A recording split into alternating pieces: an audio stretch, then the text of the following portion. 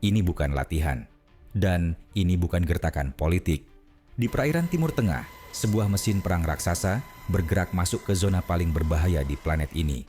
Namanya USS Abraham Lincoln. Kapal induk, simbol supremasi militer Amerika. Dan sekarang, ancaman langsung bagi Iran. Jika kamu mendengar ini disebut sebagai rutin deployment, ketahuilah satu hal. Perang tidak pernah diumumkan dengan jujur sebelum dimulai.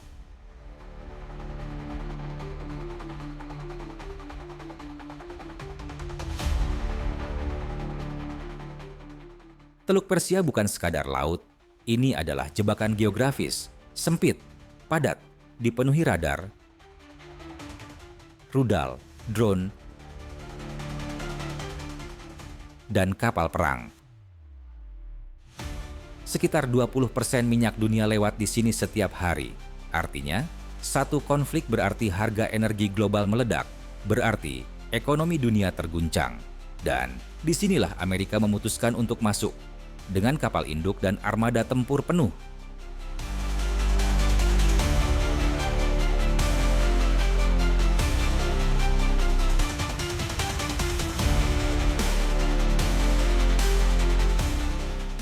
USS Abraham Lincoln bukan kapal biasa.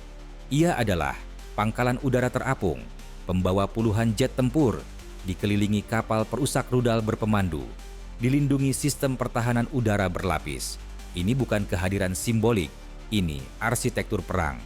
Bagi analis militer, satu fakta langsung jelas. Jarak antara AS dan target strategis Iran kini dipotong secara brutal. Waktu reaksi Iran menyempit, waktu peringatan berkurang. Kesalahan kecil bisa berujung serangan pertama.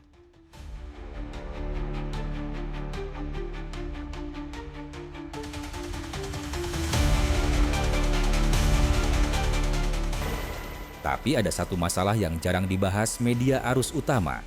Di Teluk Persia, kapal induk tidak berada di lautan terbuka. Ia berada di kandang. Inilah yang disebut analis sebagai geometric failure. Ruang manuver terbatas, jalur keluar sempit, musuh punya waktu dan posisi. Kapal induk besar, mahal, dan terlihat. Dan Iran sudah menghabiskan puluhan tahun mempersiapkan satu skenario. Bagaimana melawan kapal induk di perairan sempit.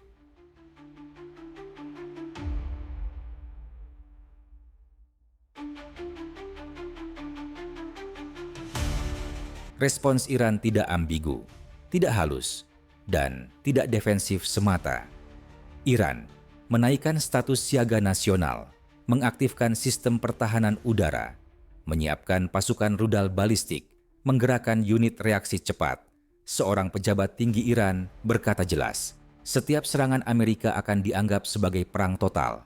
Bukan serangan terbatas, bukan peringatan, perang. Dan dalam bahasa militer, itu berarti balasan langsung ke pangkalan, kapal, dan sekutu Amerika Serikat di kawasan.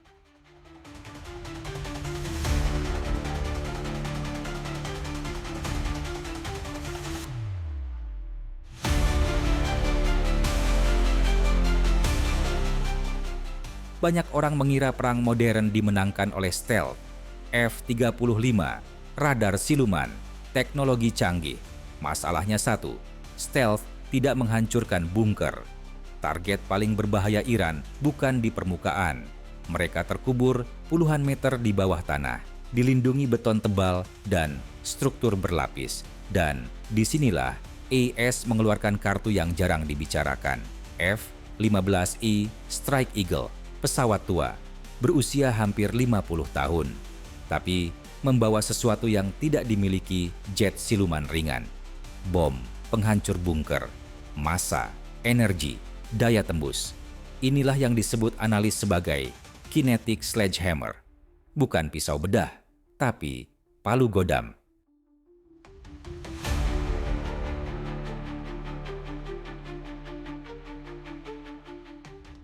Latihan ini mencakup hot pit refueling, isi bahan bakar tanpa mematikan mesin operasi dari pangkalan darurat di gurun simulasi, kill chain lengkap, deteksi, serangan, dampak.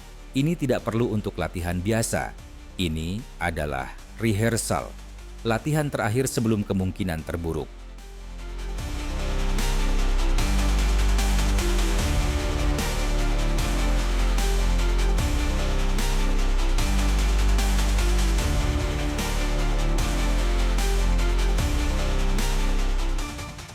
Di balik layar, diplomat berusaha menghentikan spiral ini. Negara-negara kawasan tahu satu hal, jika AS dan Iran bertabrakan langsung, tidak ada pemenang cepat. Tapi diplomasi punya kelemahan fatal, ia lambat, ia butuh niat baik, dan ia tidak menghentikan kapal induk yang sudah berlayar. Sementara, kata-kata diucapkan, mesin perang tetap bergerak.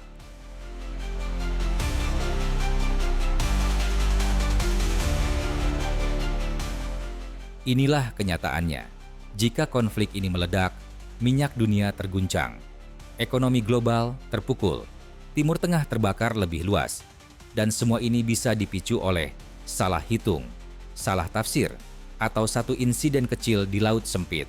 Pertanyaannya sekarang bukan apakah perang akan terjadi, tapi siapa yang akan memicu percikan pertama, dan ketika itu terjadi, dunia tidak akan punya waktu untuk bersiap.